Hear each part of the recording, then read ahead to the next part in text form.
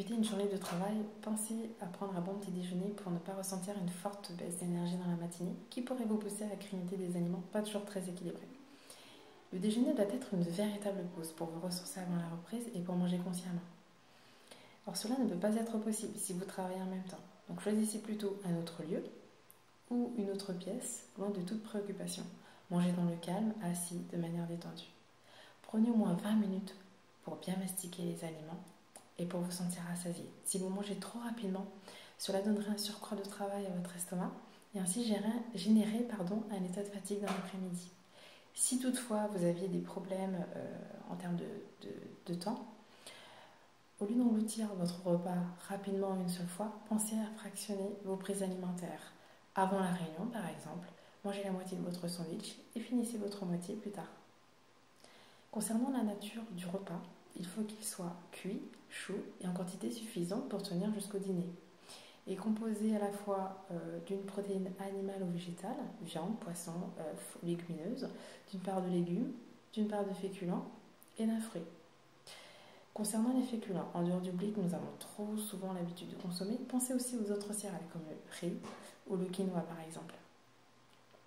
À cause des impératifs de travail, on se contente trop souvent d'un sandwich sur le pouce, d'une salade froide, d'un fruit et d'un yaourt. Au moment où on a le plus besoin d'énergie, on en emporte peu, car cela génère une dépense énergétique importante pour réchauffer les aliments avant d'entamer le processus de digestion. En effet, une alimentation trop froide peut générer un état de fatigue et provoquer un état de somnolence, notamment chez les personnes à capacité digestive faible, chez qui il faut absolument éviter les boissons fraîches et glacées à l'issue du repas, car cela risque de bloquer la digestion. Donc il faut plutôt choisir des aliments cuits.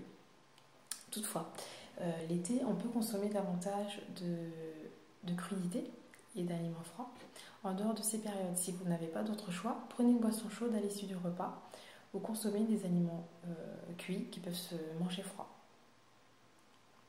Toujours pour éviter les digestions difficiles, faites attention aux quantités, soyez raisonnable, limitez la consommation d'aliments gras, d'aliments frits qui risquent de retarder la vidange gastrique, variez vos repas.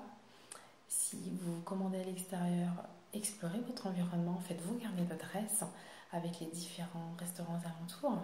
Pour faire des économies, n'hésitez pas à porter les restes de la veille, comme une part de quiche par exemple, ou même des plats réchauffés.